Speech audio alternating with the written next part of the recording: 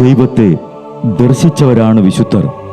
ആ വിശുദ്ധരോടൊപ്പം മാലാഖമാരുമായി സ്വർഗീയ ആനന്ദത്തിൽ ആയിരിക്കുന്ന ഞങ്ങളുടെ വാത്സല്യനിധിയായ അമ്മ ത്രേസ്യാളിൻ്റെയും പ്രിയ സഹോദരങ്ങളായ മണിദാസിൻ്റെയും ബ്രൈറ്റിൻ്റെയും പാവന സ്മരണയ്ക്ക് മുൻപിൽ ബ്രൈറ്റ് ഗ്രൂപ്പ് ഓഫ് അക്കാഡമീസ് പ്രാർത്ഥനാപൂർവം സമർപ്പിക്കുന്നു ഇന്നത്തെ വിശുദ്ധർ. അവതരണം അനിൽ കുഴിഞ്ഞകാല. ആശയം മുത്തയ്യൻ ആൻഡ് സെലിൻ പ്രിയ. സംവിധാനം സ്റ്റെനി ആൻഡ് സ്റ്റെനിച്ച്. ഇന്നേ ദിവസം തിരുസഭ മാതൃകയായി നൽകിയ വിശുദ്ധരെ അനുകരിച്ച് പ്രാർത്ഥനയോടെ ആ പാത പിന്തുടരുന്ന നിങ്ങൾക്കേവർക്കും കർത്താവിൻ്റെ തിരുമുഖം ദർശിക്കാൻ കഴിയട്ടെ എന്ന പ്രാർത്ഥനയോടെ ഞാൻ നിങ്ങളുടെ സ്വന്തം ജസ്റ്റിൻ.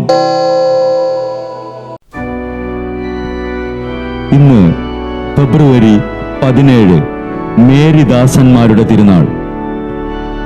ഫ്ലോറൻസിനടുത്ത് ലാക് മാർസിയ എന്ന പ്രദേശത്ത് 7 പ്രഭു കുടുംബാംഗങ്ങളായ ബോൺഫിലിയൂസ്, ബോനായുംത, അമിദേവൂസ്, ഹ്യൂഗ്, മനോത്തൂസ്, സോസ്തേനൂസ്, അലക്സ്തിയൂസ് എന്നിവരോട് 1233 സ്വർഗാരോപണ തിരുനാൾ ദിനം ദൈവമാതാവ് പ്രത്യക്ഷപ്പെട്ട് ലൗകിക ആർഭാടങ്ങൾ ത്യജിച്ച് തൻ്റെ സേവനത്തിന് സമർപ്പിക്കാൻ ആവശ്യപ്പെട്ടതിൻ്റെ ഫലമായി 7 പേരും ചേർന്ന് സ്ഥാപിച്ചതാണ് മേരിദാസന്മാർ എന്ന സഭ.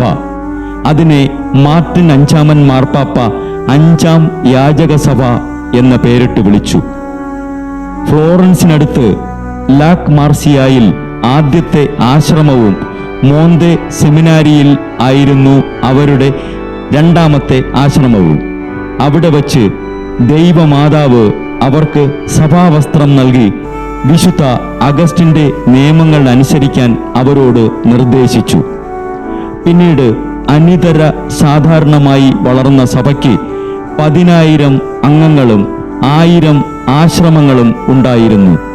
1857 ഇംഗ്ലണ്ടിലും 1870 അമേരിക്കയിലും ആശ്രമങ്ങൾ ആരംഭിച്ചു.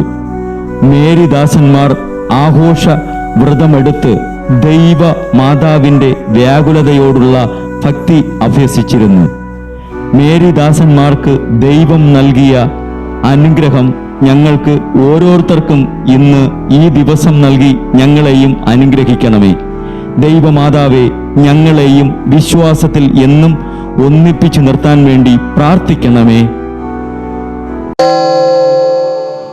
ബ്രൈറ്റ് കുടുംബത്തിൽ നിന്നും കർത്താവ് തൻ്റെ മുന്തിരിത്തോപ്പിലേക്ക് വിളിച്ച് പൗരോഹിത്യം നൽകി അനുഗ്രഹിച്ച റവറൻ ഫാദർ ബിൽ ബ്രൈറ്റും സന്യാസത്തിലേക്ക് വിളിച്ച് അനുഗ്രഹിച്ച് മണവാട്ടിയാക്കിയ സിസ്റ്റർ മരിയ ജോസും വിശുദ്ധരെ അനുകരിച്ച് ഇവിടെ ഈ ഭൂമിയിൽ ആത്മാക്കളെ നേടാനായി ഇരുൾ വീണ താഴ്വരയിലൂടെ നടക്കുമ്പോഴും പൈശാചിക ശക്തികൾ വിടാതെ പിന്തുടർന്ന് പീഡിപ്പിക്കുമ്പോഴും മരണം നിഴലായി കൂടെ നടക്കുമ്പോഴും ദിവ്യകാരുണ്യം എപ്പോഴും ആത്മാവിന് കരുത്തേകും പോലെ തിരുവചനമെന്നും പാതയിൽ വിളക്കായി ജ്വലിച്ച് ആ ജ്വാലയിൽ അനേകായിരം ആത്മാക്കളെ നേടിയെടുക്കാൻ സകല വിശുദ്ധരെ, മാലാഖമാരെ ഇവർക്കു വേണ്ടി എപ്പോഴും കർത്താവിനോട് മാധ്യസ്ഥം വഹിച്ച് പ്രാർത്ഥിക്കണമേ. അനുദിന വിശുദ്ധർ നടന്ന വഴിയെ നടക്കുന്ന ഇവർക്ക് പിന്നാലെ കൽപ്പനകൾ പാലിച്ച് കരുത്തോടെ നടക്കുന്ന ഞങ്ങളും ഞങ്ങളുടെ പ്രിയപ്പെട്ടവർക്ക് അരികിലെത്തി നിത്യസൗഭാഗ്യം പങ്കിടാൻ അനുഗ്രഹമരുളണമെന്ന് കർത്താവേ, അങ്ങയോട് ഞങ്ങൾ പ്രാർത്ഥിക്കുന്നു.